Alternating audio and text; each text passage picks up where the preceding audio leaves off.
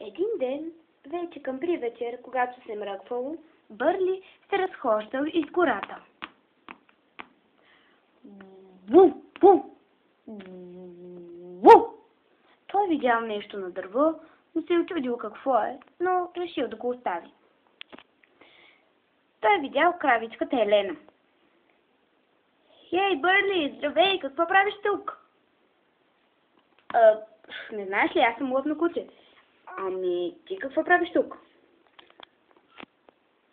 Ами, аз съм дошла да паса трева. Посред нощ? Не, просто... Хей! Хайде кажи, какво е станало, моля? Ву! Добре. Ами, съжалявам. Може би ще ти прозвучи странно, но аз търся моята приятелка Лена. Коя е Лена? Лена е моята бяла мечка приятелка. Бяла мечка? Чакай малко, ти си крава, не си бяла мечка. Знам това, но просто какво толкова. Белите мечки ядат тюлени и крави. Не ми пука. Лена е добра. Тогава нека потърсим Лена. Да. Но откъде да знам, че ти няма да ме избазикаш и аз отново да пострадам. Няма да ти помогна. Аз отказвам. Хей, ако си истинско куче, няма се да те е страх да ми помогнеш. Мен не ме е страх. Просто не искам. Това не е страхливост, а предпазливост. Добре, че нали много знаеш. Както и да е, потърси си сама приятелката.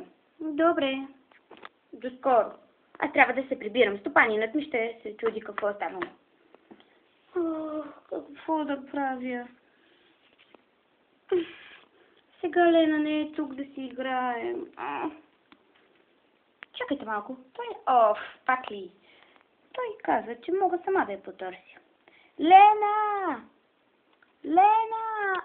Не. Лена, покажи се, Лена! Къде си?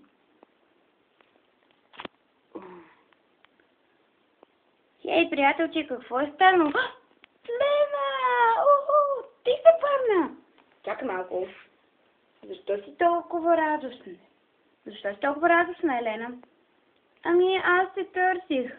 Много. Дори помолих едно куче да ми помогне, но той не поиска, тъй като е предпазливо. И си измисли някаква тъпа история, че стопанието му ще го викам. Но ти се върна! Хей, по-внимателно. Просто бях до вкъщи. Мама ме викаше. Съжалявам, просто вече много ми се спи. Какво ще правим? Ами не знам, може би трябва да се прибираме. До утре. До скоро. Чао. Чао. Благодаря ти, че ме изчака. Не, няма проблем. Спокойно. Довиждане. И Лена тръгнала по своя път, а Елена стояла тук до сутринта и само спадала. Какво ли ще стане с Лена?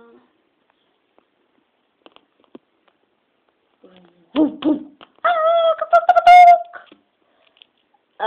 Съжалявам, но някой тук, стават рано. Ами и аз съжалявам. Просто намерих Елена. Нима си намерил Елена? Да, намерих я. Браво на теб. Заслужаваш титлата, куче. Хей, тя след малко ще дойде, запознай се с нея. Добре.